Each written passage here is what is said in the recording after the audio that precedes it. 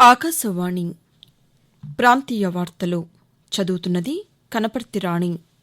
ముఖ్యాంశాలు: ఎన్నికల హామీలను కేంద్ర ప్రభుత్వ సహకారంతో పూర్తిస్థాయిలో అమలు చేస్తామని ఆంధ్రప్రదేశ్ ముఖ్యమంత్రి నారా చంద్రబాబు నాయుడు పేర్కొన్నారు.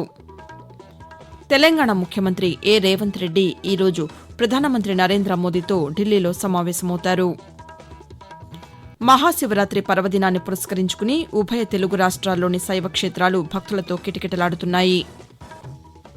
తెలంగాణలోని శ్రీశైలం ఎడమ కాలువగట్టు సొరంగంలో చిక్కుకున్న వారిని రక్షించేందుకు కృషి చేస్తున్నామని మంత్రి ఉత్తమ్ కుమార్ రెడ్డి తెలిపారు. ప్రయాగ్రాజ్లో జరుగుతున్న మహాకుంభమేళా పుణ్యస్నానాలు ఈ రోజుతో ముగుస్తాయి. వార్తల వివరాలు: ఎన్నికల హామీలను కేంద్ర ప్రభుత్వ సహకారంతో పూర్తిస్థాయిలో అమలు చేస్తామని ఆంధ్రప్రదేశ్ ముఖ్యమంత్రి నారా చంద్రబాబు నాయుడు పేర్కొన్నారు. గవర్నర్ ప్రసంగానికి ధన్యవాదాలు తెలిపే తీర్మానంపై శాసనసభలో నిన్న జరిగిన చర్చలో ఆయన మాట్లాడుతూ, మే నెలలోనే తల్లికి వందనం ఇవ్వబోతున్నామని, అన్నదాత సుఖీభవతో పాటు ఉపాధ్యాయ పోస్టులను భర్తీ చేస్తామని వెల్లడించారు. వికసిత్ ఆంధ్రప్రదేశ్ విజన్ 2047 లక్ష్య సాధనకు కృషి చేస్తున్నట్లు ముఖ్యమంత్రి ఈ సందర్భంగా వివరించారు. హైదరాబాద్ వేదికగా జరిగే బయో ఆసియా సదస్సు 2025ను తెలంగాణ ముఖ్యమంత్రి రేవంత్ రెడ్డి నిన్న ప్రారంభించారు. ఈ సందర్భంగా ఆయన మాట్లాడుతూ, health tech, pharma, life sciences రంగాల్లో తెలంగాణను ప్రపంచంలోనే అగ్రగామిగా నిలిపేందుకు కృషి చేస్తున్నామని, గ్లోబల్ లైఫ్ సైన్స్ హబ్గా హైదరాబాద్ మారిందని అన్నారు. ఫ్యూచర్ సిటీ, ఏఐ సిటీ హైదరాబాద్లో రాబోతున్నాయని, భారత్లోనే అతిపెద్ద ఎలక్టిక్ వాహనాల కేంద్రంగా నగరం మారిందని పేర్కొన్నారు. రాష్ట్రాన్ని 1 ట్రిలియన్ ఎకానమీగా మార్చాలనేదే ప్రభుత్వ లక్ష్యమని ఆయన స్పష్టం చేశారు. ఇలా ఉండగా ముఖ్యమంత్రి రేవంత్ రెడ్డి ఢిల్లీలో ఈరోజు ప్రధానమంత్రి నరేంద్ర మోదీతో సమావేశమవుతారు. మహాశివరాత్రి పర్వదినం సందర్భంగా ఉభయ తెలుగు రాష్ట్రాల్లోని దేవాలయాలను అధిక సంఖ్యలో భక్తులు దర్శించుకుంటున్నారు. ఆంధ్రప్రదేశ్లోని నంద్యాల జిల్లా శ్రీశైలంలో మహాశివరాత్రి బ్రహ్మోత్సవాలు కొనసాగుతున్నాయి. గత రాత్రి భ్రమరాంబ మల్లికార్జున స్వామివార్లు గజవాహనంపై భక్తులకు దర్శనమిచ్చారు. మహాశివరాత్రి సందర్భంగా ఈరోజు తెల్లవారుజామున 2:30 నుంచి రాత్రి 2 గంటల వరకు భక్తులను దర్శనానికి అనుమతించనున్నారు. అదేవిధంగా పశ్చిమ గోదావరి జిల్లాలోని భీమవరంలో శ్రీ ఉమా సోమేశ్వర జనార్దన దేవస్థానం, పాలకొల్లు క్షీర రామలింగేశ్వర స్వామి ఆలయంలో అర్ధరాత్రి నుంచే స్వామివారి దర్శనానికి భక్తులను అనుమతించారు. ఈ సందర్భంగా భీమవరం సోమేశ్వరాలయ కార్యనిర్వహణాధికారి డి రామకృష్ణంరాజు పాతికేయులతో మాట్లాడుతూ, క్యూలైన్లోని భక్తుల సౌకర్యార్థం మంచినీరు, మజ్జిగ పంపిణీ చేస్తున్నామని అన్నారు. మరోవైపు తెలంగాణలో వేములవాడ, కాళేశ్వరం, వరంగల్, కీసరగుట్ట ఆలయాల్లో మహాశివరాత్రి బ్రహ్మోత్సవాలు ఘనంగా ప్రారంభమయ్యాయి. మరోవైపు తిరుపతి జిల్లాలోని శ్రీకాళహస్తీశ్వర స్వామివారికి రాష్ట్ర ప్రభుత్వం తరపున పట్టు వస్త్రాలను ఆంధ్రప్రదేశ్ దేవాదాయ శాఖ మంత్రి ఆనం రామనారాయణ రెడ్డి నిన్న సమర్పించారు. స్వామివారి దర్శనానంతరం పాతికేయులతో ఆయన మాట్లాడుతూ, శివరాత్రి బ్రహ్మోత్సవాలను నిర్వహించేందుకు రాష్ట్ర వ్యాప్తంగా అన్ని దేవాలయాల్లో పటిష్ట ఏర్పాట్లను చేసినట్లు పేర్కొంటూ, దాదాపుగా 21వ తారీఖు నుంచి 5 రోజుల పాటు 1,00,000 మంది భక్తుల పైన స్వామివారిని, అమ్మవారిని వీక్షించడం జరిగింది. అలాగే క్యూ లైన్లో నిలబడి స్వామివారి దర్శనం చేసుకునేటువంటి ప్రతి ఒక్కరికి ఒక లడ్డూ ప్రసాదాన్ని దేవాదాయ శాఖ అధికారులు ఇవ్వడం జరుగుతుంది. మరింత రోడ్డు విస్తరణ పనులు కానీ, ఎక్కడెక్కడ ఏదైనా భవనాలు ఉంటే ఆ భవనాలను తొలగించడానికి అయ్యే ఖర్చు కూడా దేవాదాయ శాఖ నుంచి ఇవ్వడం జరుగుతుంది. తెలంగాణలోని నాగర్ కర్నూలు జిల్లా శ్రీశైలం ఎడమ కాలువగట్టు ఎస్ఎల్బీసీ సొరంగంలో చిక్కుకున్న 8 మందిని సురక్షితంగా బయటకు తీసుకొచ్చేందుకు రాష్ట్ర ప్రభుత్వం చిత్తశుద్దితో కృషి చేస్తోందని నీటిపారుదల శాఖ మంత్రి ఉత్తమ్ కుమార్ రెడ్డి స్పష్టం చేశారు. రాష్ట్ర ముఖ్యమంత్రి రేవంత్ రెడ్డి ఇక్కడి పరిస్థితిని ఎప్పటికప్పుడు అడిగి తెలుసుకుంటున్నారని వెల్లడించారు. ఎస్ఎల్బీసీ సొరంగంలో జరుగుతున్న సహాయక చర్యలను ఆయన నిన్న ఉప ముఖ్యమంత్రి మల్లుభట్టి విక్రమార్క, మంత్రులు కోమటిరెడ్డి వెంకటరెడ్డి, జూపల్లి కృష్ణారావుతో కలిసి పరిశీలించారు. అనంతరం ఉత్తమ్ కుమార్ రెడ్డి పాతికేయులతో మాట్లాడుతూ, భారతదేశంలో ఇప్పటివరకు జరిగిన టన్నల్ ఇన్సిడెంట్స్ యాక్సిడెంట్స్ లో అత్యంత కాంప్లికేటెడ్ కాంప్లెక్స్ ఇది. ఆ స్టేట్ గవర్నమెంట్ మేము 2 లక్ష్యాలతో ముందు పోతున్నాం. ముందు ఆ 8 ప్రాణాలు కాపాడడం, అది హ్యూమన్ యాంగిల్ తో. ఆ తర్వాత యాక్సిడెంట్ సైట్ యొక్క రిపేర్ అండ్ రెక్టిఫికేషన్, ఏ విధంగా ముందుకు పోవాలి. 12 కిలోమీటర్లు దాటి యాక్సెస్ లేకపోవడంతో కూడా చాలా ఇబ్బంది అవుతుంది కదా. సైట్ నుంచి ఆ టన్నల్ లోకి తీసుకొచ్చే అవకాశం చూడండి అని చెప్పి చెప్పడం జరిగింది. ఆకాశవాణి ప్రాంతీయ వార్తలు వింటున్నారు.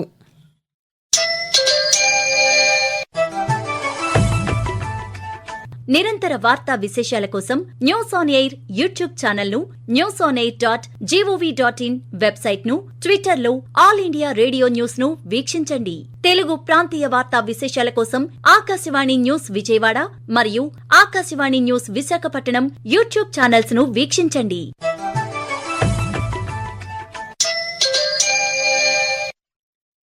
ఉత్తరప్రదేశ్లోని ప్రయాగ్రాజ్లో జరుగుతున్న మహాకుంభమేళా పుణ్యస్నానాలు ఈ రోజుతో ముగుస్తాయి. జనవరి 13న మొదలైన ఈ కుంభమేళాలో ఇప్పటి వరకు పవిత్ర త్రివేణి సంగమంలో 60 కోట్ల మందికి పైగా పుణ్యస్నానాలు ఆచరించినట్లు ఉత్తరప్రదేశ్ ప్రభుత్వం పేర్కొంది.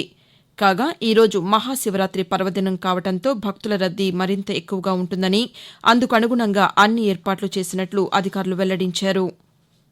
అన్నమయ్య జిల్లాలోని గుండాలకొండ శివాలయానికి వెళ్లిన భక్తులు ఏనుగుల తొక్కిసలాటలో మృతి చెందడం బాధాకరమని ఆంధ్రప్రదేశ్ ఉప ముఖ్యమంత్రి కె పవన్ కళ్యాణ్ అన్నారు.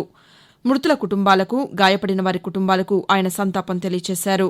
మహాశివరాత్రి సందర్భంగా అటవీ ప్రాంతాల్లోని ఆలయాలకు వెళ్లే వారి రక్షణకు తగిన చర్యలు చేపట్టాలని పోలీస్, దేవాదాయ, రెవెన్యూ శాఖల అధికారులకు స్పష్టం చేశారు. మానవుల భద్రత, వన్యప్రాణుల సంరక్షణ అంశాలను పరిగణలోకి తీసుకుని భవిష్యత్తులో ఇలాంటి ఘటనలు పునరావృతం కాకుండా చర్యలు తీసుకోవాలని పవన్ కళ్యాణ్ స్పష్టం చేశారు. ఆంధ్రప్రదేశ్లోని ఉమ్మడి కృష్ణా, గుంటూరు పట్టభద్రుల నియోజకవర్గ శాసనమండలి ఎన్నికలు పారదర్శకంగా, సజావుగా, ప్రశాంతంగా జరిగేలా అవసరమైన అన్ని ఏర్పాట్లు చేశామని రిటర్నింగ్ అధికారి, గుంటూరు జిల్లా కలెక్టర్ ఎస్ నాగలక్ష్మి తెలిపారు. కలెక్టర్ కార్యాలయంలో నిన్న నిర్వహించిన పాతికేయుల సమావేశంలో ఆమె మాట్లాడుతూ పోలింగ్ కేంద్రానికి ఓటర్లు ఎన్నికల సంఘం నిర్దేశించిన 10 గుర్తింపు కార్డులలో ఏదో ఒకటి తీసుకుని వెళ్లాల్సి ఉంటుందని అన్నారు. పోలింగ్ కేంద్రాల్లోకి సెల్ ఫోన్లు, ఎలక్ట్రానిక్ పరికరాలు తీసుకుని వెళ్లరాదని కలెక్టర్ వివరిస్తూ, కృష్ణా గుంటూరు గ్రాడ్యుయేట్స్ కాన్స్టిట్యుయెన్సీ సంబంధించిన ఈ ఎన్నికలు అనేది ఉదయం 8 గంటల నుంచి సాయంత్రం 4 గంటల వరకు పోల్ టైమింగ్స్ అనేది ఈసీఐ వారు అనౌన్స్ చేసి ఉన్నారు. పోలింగ్ స్టేషన్ వెళ్ళినప్పుడు ఓటర్స్ ఖచ్చితంగా ఓటర్ స్లిప్తో పాటు ఐడి కార్డ్ అనేది కంపల్సరీగా తీసుకెళ్ళాలి. అక్కడ సెల్ ఫోన్స్ కానీ, ఎటువంటి ఎలక్ట్రానిక్ గ్యాజెట్స్ కానీ, స్మార్ట్ వాచెస్ కానీ ఇట్లాంటివి పోలింగ్ స్టేషన్ లోపు అలౌ చేయబడదు. అందరూ కూడా ఇంకొకటి ముఖ్యంగా నోట్ చేయాల్సింది, కమిషన్ ఇచ్చే marking instrument which is a violet colour sketch pen, అది పోలింగ్ స్టేషన్లోనే మీకు బ్యాలెట్ పేపర్ ఇచ్చినప్పుడు ఇస్తారు. దాంట్లో మాత్రమే ఓట్ అనేది మార్క్ చేయాలి. హైదరాబాద్లో నూతనంగా నిర్మించిన అంబర్పేట ఫ్లైఓవర్పై ఈ రోజు నుంచి వాహనాలను అనుమతించి కింద రోడ్ల నిర్మాణం, పచ్చదనం ఏర్పాటు చేయాలని కేంద్ర మంత్రి జి కిషన్ రెడ్డి అధికారులను ఆదేశించారు. పనులు పూర్తయ్యాక అధికారికంగా ఫ్లైఓవర్ను ప్రారంభిస్తామని ప్రకటించారు. హైదరాబాద్ గోల్నాక చర్చి నుంచి ఛే నెంబర్ శ్రీరమణ కూడళ్ల మీదుగా నిర్మించిన 1.5 కిలోమీటర్ల ఫ్లైఓవర్ నిర్మాణాన్ని ఉన్నతాధికారులతో కలిసి ఆయన నిన్న పరిశీలించారు. వాతావరణం. ఆంధ్రప్రదేశ్లో సాధారణ ఉష్ణోగ్రతల కంటే 3 నుంచి 4 డిగ్రీల అధిక ఉష్ణోగ్రతలు నమోదవుతున్నాయని అమరావతి వాతావరణ కేంద్రం వెల్లడించింది. రాష్టంలోని ప్రస్తుత వాతావరణ పరిస్థితులను అమరావతిలోని భారత వాతావరణ కేంద్రం అధికారి ఎం వెంకట్రావు పేర్కొంటూ, దిగువ ట్రోపావరణంలో కోస్తాంధ్రప్రదేశ్, యానా మరియు రాయలసీమలు తూర్పు గాలులు మరియు ఆగ్నేయ గాలులు వీస్తున్నాయి. వీటి ఫలితంగా ఈ రోజు కోస్తాంధ్రప్రదేశ్ మరియు యానాంలో వాతావరణం పొడిగా ఉండే అవకాశం ఉంది. గరిష్ట ఉష్ణోగ్రతలు సాధారణం కంటే 2 నుంచి 4 డిగ్రీలు ఎక్కువగా నమోదయ్యే అవకాశం ఉంది. ఇక రాయలసీమలో ఈ రోజు మరియు రేపు వాతావరణం పొడిగా ఉండే అవకాశం ఉంది. గరిష్ట ఉష్ణోగ్రతలు సాధారణం కంటే 2 నుంచి 3 డిగ్రీలు ఎక్కువగా నమోదయ్యే అవకాశం ఉంది. ప్రాంతీయ వార్తలు ముగించే ముందు ముఖ్యాంశాలు మరోసారి. ఎన్నికల హామీలను కేంద్ర ప్రభుత్వ సహకారంతో పూర్తిస్థాయిలో అమలు చేస్తామని ఆంధ్రప్రదేశ్ ముఖ్యమంత్రి నారా చంద్రబాబు నాయుడు పేర్కొన్నారు. తెలంగాణ ముఖ్యమంత్రి ఏ రేవంత్ రెడ్డి ఈరోజు ప్రధానమంత్రి నరేంద్ర మోదీతో ఢిల్లీలో సమావేశమవుతారు. మహాశివరాత్రి పర్వదినాన్ని పురస్కరించుకుని ఉభయ తెలుగు రాష్ట్రాల్లోని శైవ క్షేత్రాలు భక్తులతో కిటకిటలాడుతున్నాయి. ఆకాశవాణి ప్రాంతీయ వార్తలు ఇంతటితో సమాప్తం. తిరిగి మధ్యాహ్నం 1:20 ప్రాంతీయ వార్తలు వింటారు.